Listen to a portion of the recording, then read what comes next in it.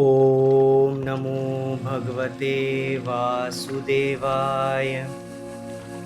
श्रीकृष्ण गोविंद हरे मुरारी, हे नाथ नारायण वासुदेव। नवा अध्याय। शरशय्या पर पड़े भीष्म पितामह द्वारा युधिष्ठिर आदि का धर्म उपदेश देना और भीष्म का शरीर त्याग करना। सूत जी कहते हैं, हे शौनक, इस प्रकार महाभारत युद्ध में मारे गए राजाओं के शोक अत्यंत विहल में होकर युधिष्ठिर कुरुक्षेत्र में शरशय्या पर पड़े हुए भीष्म पितामह के पास गए।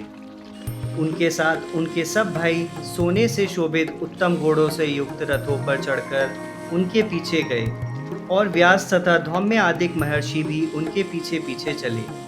इसके अतिरिक्त कितने ही ऋषि मुनि और ब्राह्मण भी पितामह भीष्म के पास ज्ञानोपदेश सुनने के लिए वहां जा बैठे। युधिष्ठिर ने वहां पहुंचकर भीष्म जी का पूजन किया और स्वतः ही रोते रोते अपने हृदय का दुख प्रकट किया। तब धर्मराज को पश्चाताप से संतप्त होकर वाणों की शैया पर पड़े हुए भीष्म पितामह जी ने कहा, हे धर्मपुत्रों, अब तुम लोग किसी प्रकार की चिंता ना करो। तुम लोग एक तो वैसे ही अमित पराक्रमी और महान प्रभाव वाले हो, दूसरे जनार्दन श्री कृष्ण तुम्हारे साथ हैं। अब तक जो कुछ तुम्हारे विरुद्ध हुआ है उसमें काल की ही प्रधानता को जानो, क्योंकि काल सबसे बली है। इंद्रादिक लोकपाल सब उसके वश में हैं। हे राजन, वह बली काल किस समय क्या करना चाहता है, यह साधारण मनुष्य के जानने की बात नहीं है। उनके जानने के लिए विद्वान भी मोहित हो जाते हैं। इस कारण हे भरतवर्ष, इन दुख सुख आदिकों को ईश्वर के वश समझकर तुम उनके अनुव्रती हो। अनाथ प्रजागणों की रक्षा करो। देखो, ये श्री कृष्णचंद्र जी आदि पुरुष साक्षात नारायण रूप हैं। ये भी प्रजाओं की रक्षा और कल्याण के लिए ही अपनी माया से संसार को मोहित करते हुए यदुवंशियों गुप्त होकर विचरते हैं। इनके अत्यंत गुप्त प्रभाव को श्री भगवान शिव जी ही जानते हैं। फिर तुम लोग तो उन श्री कृष्ण जी के प्रिय मित्र और अत्यंत उपकारी हो। वे तुम्हारे मामा के पुत्र, विश्वासी दूत, साथी और मंत्री भी हैं। तब उन सर्वात्मा, समदर्शी, अज्ञ, अहंकार रहित श्री कृष्ण जी को पाकर भी तुम्हें परामर्श देने वाले की ही क्या न्यूनता है। ये कृष्ण जी कितने दयालु हैं कि जिन्होंने मुझे प्राण त्यागते हुए को अंत में आकर दर्शन दिए हैं। जो इन श्री कृष्ण जी में मन लगाकर उनकी भक्ति करता है, जो इनके नामों के स्मरण और तप करता हुआ शरीर त्याग करता है, वह संसार के आवागमन से मुक्त हो जाता है। हे युधिष्ठिर, अब मेरी यही इच्छा है कि जब तक मेरे प्राण न छूटे तब तक ये सर्वदा प्रसन्न मुख श्री कृष्णचंद्र जी मेरे समक्ष विद्यमान रहें। सूत जी कहते हैं कि भीष्म जी के ऐसा कहने पर धर्मराज युधिष्ठिर उन्हें शरशय्या पर पड़े हुए महात्मा से अनेक प्रकार के धर्म संबंधी प्रश्न किए। उन प्रश्नों में मनुष्य के साधारण धर्म से लेकर वर्णों तथा आश्रमों के धर्म और वैराग्य एवं अनुराग की उपाधियों से युक्त निवृत्ति तथा प्रवृत्ति मार्ग की भीष्म जी ने वर्णन किया।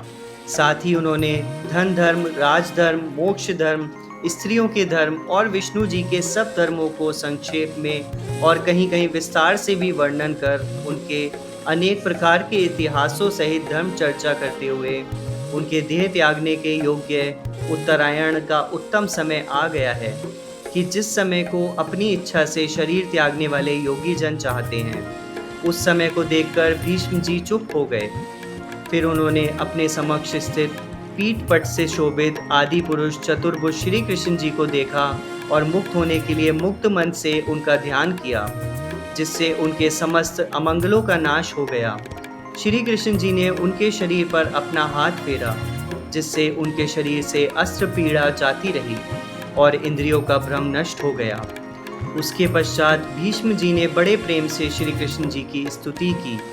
तब स्तुति करते हुए उन्होंने कहा, हे परमानंद को प्राप्त देवताओं में श्रेष्ठ कृष्ण जी, आपके चरणों में मेरा नमस्कार है। आप अपनी माया से विहार करने वाले तथा सबके जीवन मरण के आदि स्थान हैं। हे तमाल के समान नीले रंग, सूर्य की किरणों के समान पीतांबर लपेटे हुए, अलकावली युक्त कमलवत मुख वाले अर्जुन के मित्र, मेरी यही अंतिम इच्छा है कि आपके चरणों में मेरा निष्काम भक्ति होवे। हे युद्ध के घोड़ों के खुरों की धूलि में धूसरित इधर-उधर शीघ्रता पूर्वक गमन करने के कारण बिखरे हुए केश वाले, श्वेत बिंदुओं से शोभित मुख वाले तथा मेरे तीक्ष्ण बाणों की चोट सहन करने वाले सुंदर कवच से शोभित श्री कृष्ण जी, आप में मेरा मन पूर्ण रूप से प्रेम करे। हे अपने मित्र अर्जुन का वचन सुनकर शीघ्र ही अपनी तथा शत्रु की सेना के बीच में रथ खड़ा करके अपनी भ्रकुटी मात्र से शत्रुओं की शक्ति हरण करने वाले आप में मेरा प्रगाढ़ प्रेम हो। हे अर्जुन की कुबुद्धि को हरने वाले श्री कृष्ण जी, मैं बारंबार आपको प्रणाम करता हूँ। हे भगवान, यदि आप अर्जुन के सहायक ना होते तो वह अपनी दुर्बुद्धिता के कारण युद्ध में शत्रुओं को कदापि न मारता, परंतु आपने आत्मज्ञान देकर उसे बड़ा साहसी बना दिया। हे अच्युत, आप वही सत्य पुरुष हैं कि जो मेरी प्रतिज्ञा को सत्य करने के लिए अपनी प्रतिज्ञा त्याग रथ के नीचे उतर रथ का पहिया ले मुझे वैसे ही मारने चले कि जैसे हाथी को मारने के लिए सिंह चलता है। हे जनार्दन, तब आपके भय से पृथ्वी कांपने लगी और उसी संभ्रम में आपका दुपट्टा पृथ्वी पर गिर गया।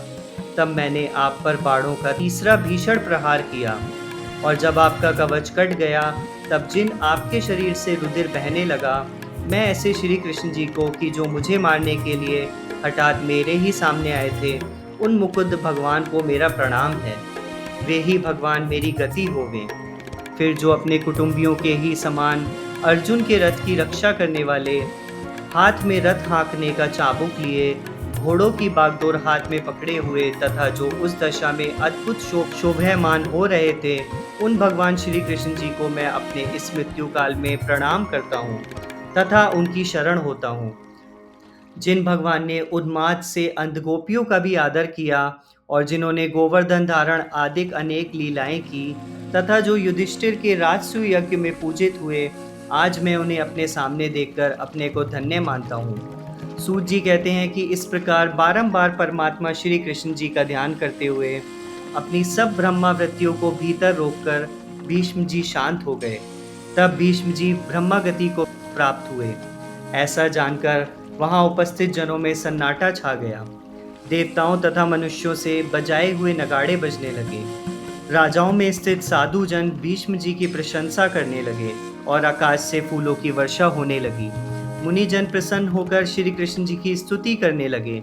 इसके पश्चात श्री कृष्ण जी और धृतराष्ट्र की आज्ञा अनुसार युधिष्ठिर ने उनका शव आदि सब संस्कार किया और पुनः हस्तिनापुर आकर तपस्विनी गांधारी तथा माता कुंती को समझाते हुए राज्य संभाला।